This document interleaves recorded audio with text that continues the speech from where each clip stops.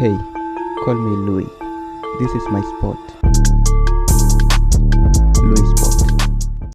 The following video is of an interview between a French journalist and a Ghanaian professor in 1987. Where would the whole Western world be without Africa? Our cocoa, our timber, our gold, our diamonds, our platinum, our whatever. Everything you are is us. This is Professor Ama Ata Aidoo, a renowned Ghanaian writer and a Pan-Africanist. She was born in March 1942, Salt Pond, Ghana. Her father was a divisional chief who emphasized on the importance of education for her daughters. At one point, her father was asked why she educated her daughters. He responded with a quote from Agri of Africa, stating, "If you educate a man, you educate an individual. But if you educate a woman, you educate a nation." His father would later build the first school in their village. Professor Atta will come to join the University of Ghana, where for the first time in her life, she will experience gender inequity. We are not Islamic, we are the Akans, most of us are not. So that it is only later, when I came to even places like the university, where suddenly you are confronting things like, the negative attitude to women. Nobody told me when I was growing up that you can't do this because you are a woman. You can't do that because... No, it didn't exist in my background. My mother and my father, they were very easy about me. There was no apology, nothing. According to our people, you inherit your name and your soul from your father. But you inherit land, security from your mother. She became an author and a poet, winning the Commonwealth Writers' Prize for the best book in Africa and the Nelson Mandela Prize for her poetry. Critics describe her works as Marxist, socialist, with an anti-imperialist orientation. She took in these names with pride. I don't think that I'm the most, Marxist of Africa's writers. People will mention Gugi Wathiongo and other people. Yeah, but I don't know. It's the critics. You see, the critics, they will read these things and they start telling. I can't deny, I think, like I said, if people think that they can feel my socialist orientation or anti-imperialist orientation in my works, that's fine. I'm happy. Yeah. Thank you. In 1982, Professor Atta was appointed Ghana's education minister under the junta government of Flight Lieutenant Jerry John Rawlings, bringing with her the ideas she had had in her writing days to the ministry.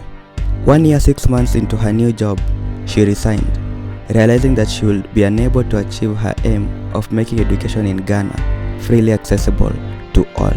In 1987, a French journalist flew to Ghana to meet the former minister and to document her life before and after the fact. What were your ideas? Oh, well, basically, it was to democratize, education and make it more nationalistic. Yeah, but nationalistic in terms of more African, more Ghanaian content to education and have more children going to school and stuff like that. Yeah, You have called yourself a critical patriot. Have I? Yes. Where did I do that? I have seen it in some interview with you. Oh, I see. Yeah.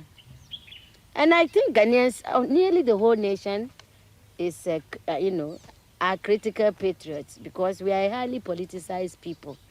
Ghanaians don't sit. People discuss, they talk, all over. We've always been like this, and I suspect we'll be like this. Ghanaians are political from when they are 3. And they are political when they are over 100. So in that respect, I am not such a unique Ghanaian. I'm just a Ghanaian. You didn't mind being a member of a military government? I won't answer. The thing is that, as far as I'm concerned, since we met you people 500 years ago, look at us. We've given everything. You are still taking. It's true.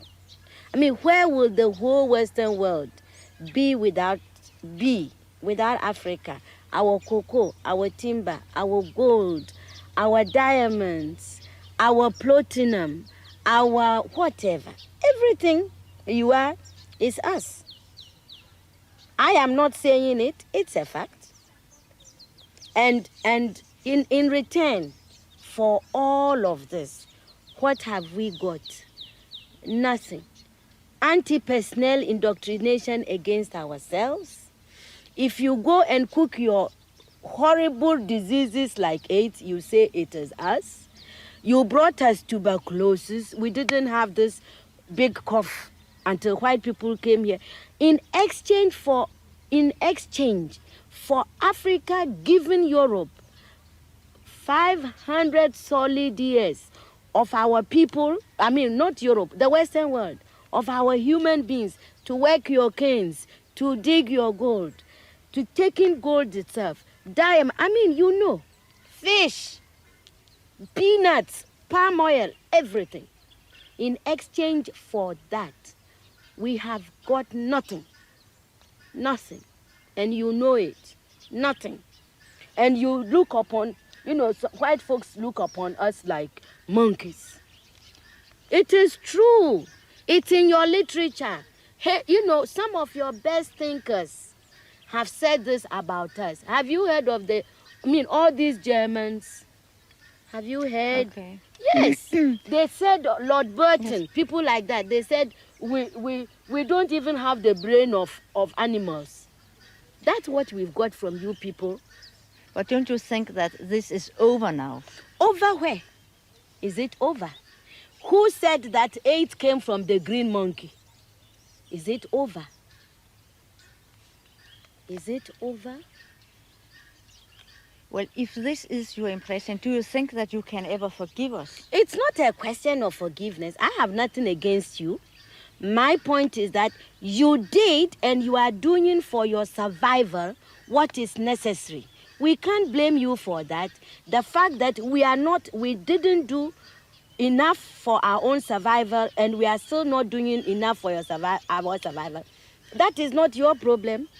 You know, even everybody that God has created has a sense of survival, you know, and if we don't develop it, we can't blame white people. You came here because you needed these things. You took gunpowder from the Chinese. You needed them to shoot people.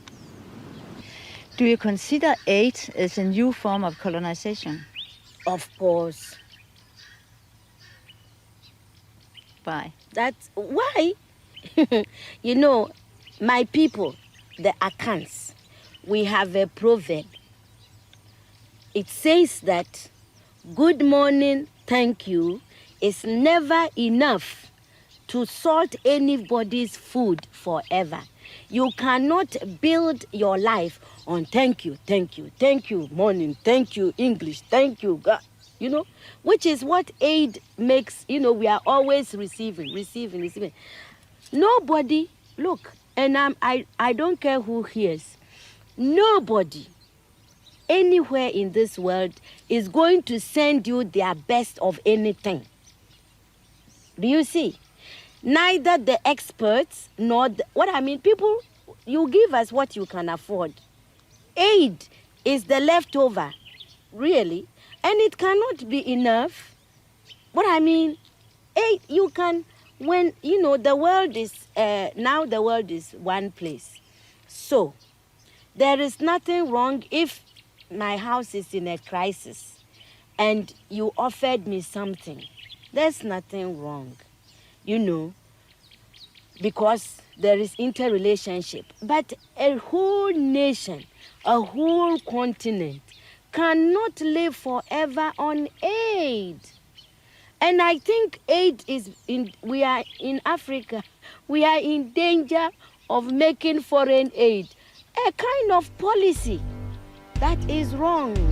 I think that it humiliates our people. The people in the villages have not asked anybody to go around begging on their behalf.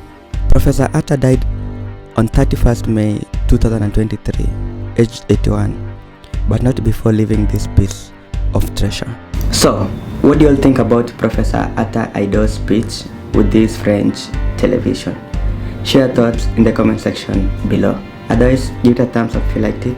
Comment if you have any other thing to say and share Also, make sure to subscribe to this channel if you're new and want more like this.